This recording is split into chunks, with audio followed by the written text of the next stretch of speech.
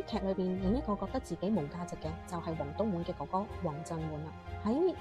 過去6集嘅劇情，哥哥總共有2次想嘗試上吊自殺。喺第2次嘅時間點更加令人震懾啦，因為上一刻佢聽到雀仔聲，佢述說當天嘅美好，但係下一個鏡頭就係佢自殺嘅片段。呢個係一個好大嘅對照，好突兀。而呢2個連續鏡頭嘅大對比，可以正正反映咗有抑鬱症嘅人就係呢一個嘅心理狀況。呢一刻可以好快樂，下一刻可以想自毀。有抑鬱症或者重度抑鬱症嘅人，佢哋企圖想輕生嘅次數係頻繁，而且可能都冇乜先兆。哥哥第2次嘗試輕生嘅第2日，佢可以如常上班，感覺就好似話俾我哋聽，哥哥好似似咧輕生為恆常。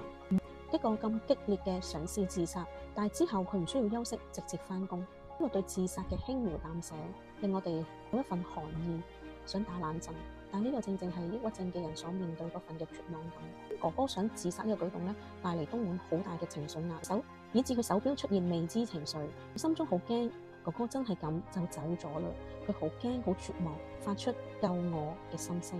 哥哥黃振滿呢個角色比起黃東滿同埋卞一雅係更加嘅沉重。哥哥係一個鬱鬱不得志，現實逼佢帶住好多憤怒，但係仍然要繼續啞忍住，所以佢係好想爆，隨時會爆。但係喺爆嘅另一向呢，其實佢係絕望，好想了結自己，都似係躁鬱症嘅情況。哥哥黃振滿本身係個詩人，但可能敵唔過現實，佢最後只可以以粗活度日喺地盤工作。亦都因為咁，佢頂唔住細路東滿終日為咗拍電影而只係睇電影唔做嘢。佢對細路一直都係容忍住、壓抑住，但壓太耐都係會爆嘅。方面佢好嬲白日會向細佬下驅逐令，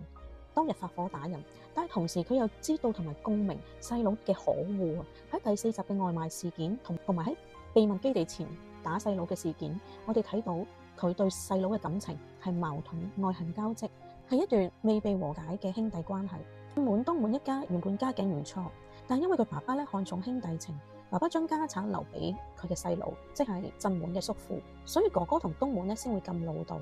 喺呢個位都壓抑咗唔少嘅憤怒，所以當叔叔對住佢哋咁囂張，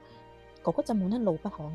狠狠地咁同叔叔直言，佢能夠有今日嘅生活，只係因為佢嘅幸運。但係對於振滿佢係好努力咁去工作去過活嘅。另一個好深嘅痛就係原來振滿係有個女嘅。佢離婚嘅時候，女係歸前妻撫養，但係前妻竟然喺振滿唔知情嘅情況之下，將女送咗去寄養家庭，而且寄養中心唔肯透露代父母嘅聯絡資料，女兒又改咗名，以致振滿冇辦法再去見翻自己嘅女，